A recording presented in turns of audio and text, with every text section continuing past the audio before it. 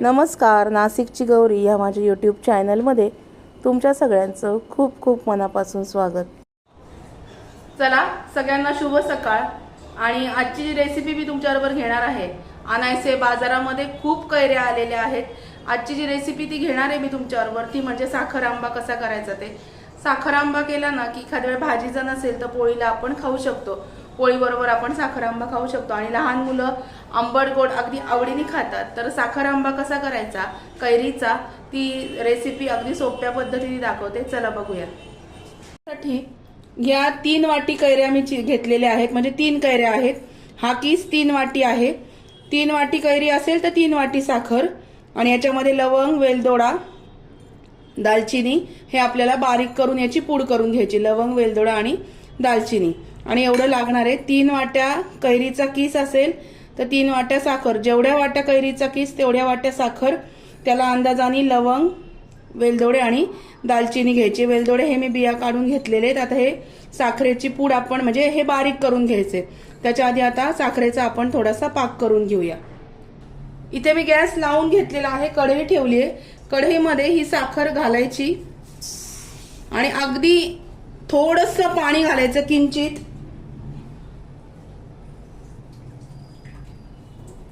हे बघा, अगदी एवढंसं पाणी घालायचं आणि ही साखर आहे ना थोडीशी वितळून घ्यायची। थोडीशी साखर भिजली ना की लगेच आपल्याला कैरीचा किस याच्यामध्ये घालायचा आहे। पाक करायचा नाही, मी म्हटलं तुम्हाला पाक करायचा आहे, पण पाक नाही करायचा आहे। पाक आपल्याला ही जी साखर थोडीशी अशी भिजलेली आहे याच्यामध्येच कैरीचा किस आपल्याला हा घालायचा आहे। हे बघा, आणि हे छान हलवायचं। कैरीच्या ह्या साखरेच्या याच्यामध्ये म्हणजे साखरेचा थोडं थोडं हे साखरेच्या पाकामध्येच असं हे याचा पाकच होणार याच्यात। तर याच्यामध्ये हा कैरीचा हे आहे चीक जो आहे तो आपल्याला शिजवून घ्यायचा। मीडियम करायचा गॅस। सगळी कैरी ही त्याला कोट झाली पाहिजे।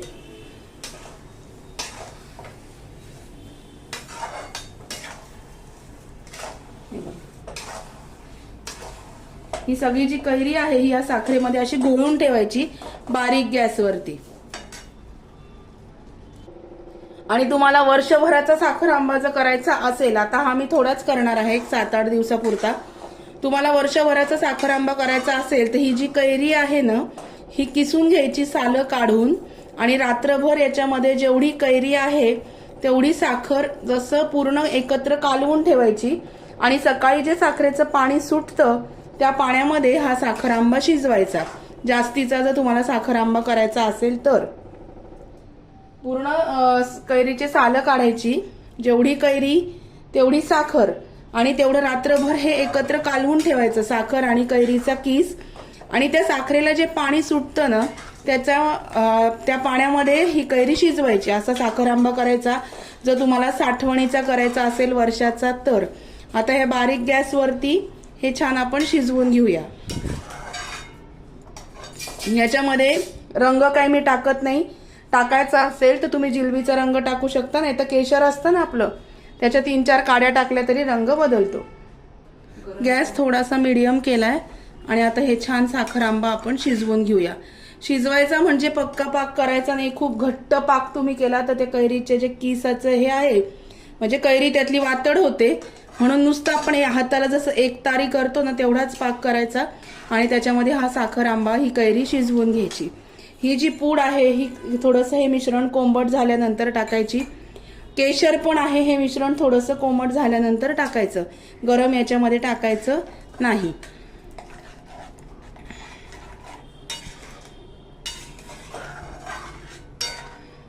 अनायसे कैऱ्या बऱ्याच आणलेल्या होत्या, तर मुलांना आवडतं साखर आंबा, मेथांबा, गुळांबा, ह्या कैरीच्या रेसिपी मी तुमच्याबरोबर शेअर करणारच आहे। तर म्हटलं सुरुवात गोडाने करावी, तर आज साखर आंबा ही रेसिपी तुमच्याबरोबर शेअर करते। तोपर्यंत हे जे आहे याच्यामध्ये 2 चमचे साखर घालायची, आणि मिक्सरमधून ही आपण पूड करून घेऊया। ह्या मिश्रणामध्ये 2 चमचे साखर घातली, आणि हे जे आहे लवंग, वेलदोडा आणि दालचिनी हे मिक्सरमधून बारीक करून घ्यायचं। हे असं पोळपाटावर जर आपण बारीक केलं तर ते चांगलं बारीक होत नाही, म्हणून मी मिक्सरमधून बारीक करून घेते। हे बघा आता हे हलवतंय, हे मी साखर आंब्याचं हलवत राहायचं. असं गॅस चालू ठेवून आपण बाकीचे कामं करत बसलो तर मग ते खाली लागून जाईल. पाक जर खूप जास्त पक्का पाक झाला तर कैरी वातड होते. त्याच्यामुळे आपण अंदाजानेच हा साखर आंबा शिजवायचा असतो. अगदी खूप मोठा गॅस करून जर आपण केलं तर ती कैरी त्यातली वातड होते, कडक लागते. त्याच्यामुळे तो कीस जो आहे ना तो कडक होतो. मग असं नाही करायचं, थोडंसं असं हलवत राहायचं म्हणजे मग. आणि पाकही तो असा एकतारीच व्हायला पाहिजे, अजून झालेला नाहीये. हे बघा आता याला असा फेस यायला लागला ना की हा व्हायला येतो. पटकन होणारी रेसिपी आहे. हे बघा हे मिश्रण असं जे आहे हे बारीक करून घेतलं साखरेबरोबर. मिश्रण म्हणजे वेलदोडे, लवंग आणि दालचिनी. असं डायरेक्ट ते बारीक होत नाही म्हणून मग मिक्सरमध्ये 2 चमचे साखर घालायची, त्याच्याबरोबर पूड करून घ्यायची. आता हे छान हलवत राहायचं. आपण बघायचं अजून पाक झालेला नाहीये. असं एक तार आली की समजायचं पाक झालाय म्हणून. हे बघा हे साखर आंबा असा तयार आहे आपला. आता मी गॅस बंद करते. थोडासा कोमट झाला की मग आपण हे त्याच्यामध्ये टाकूया. आपला साखर आंबा थोडासा कोमट झालेला आहे. याच्यामध्ये मी काही फूड कलर वापरला नाही आज. याच्यामध्ये म्हटलं केशर टाकूया, त्याचा रंग हा नॅचरल येतो. हे बघा तर हे केसर मी थोडंसं टाकते आणि हे जे आहे वेलदोडा याची पूड टाकते.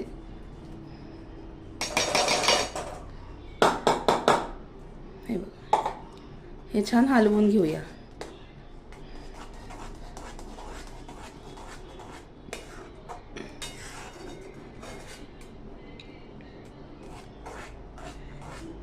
केशर टाकलं ना की त्याचा रंग छान येतो. ठेवणीतला जर साखर आंबा तुम्हाला करायचा असेल तर ती पद्धत पण मी तुम्हाला सांगितली.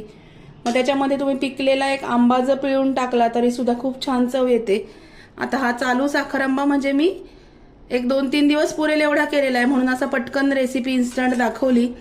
वर्षाचा करायचा असेल तर कैरी किसून घ्यायची, जेवढी कैरी तेवढी साखर एकत्र कालवून रात्रभर ठेवायचं आणि त्या पाण्यामध्ये ती कैरी शिजवायची. एवढी टीप मात्र लक्षात असू द्या.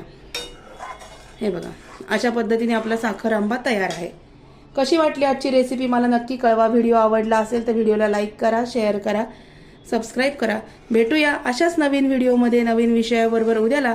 तोपर्यंत स्वतःची काळजी घ्या. हे बघा असा सुंदर असा साखर आंबा तयार आहे. Bye bye, take care. पद्धतीने साखर आंबा डब्यामध्ये काढून ठेवला. आता हा डबा फ्रीजमध्ये ठेवून द्यायचा आणि मस्त पोळीबरोबर साखर आंबा खायचा. अशी सुंदर रेसिपी तुमच्याबरोबर शेअर केली. नक्की करून बघा.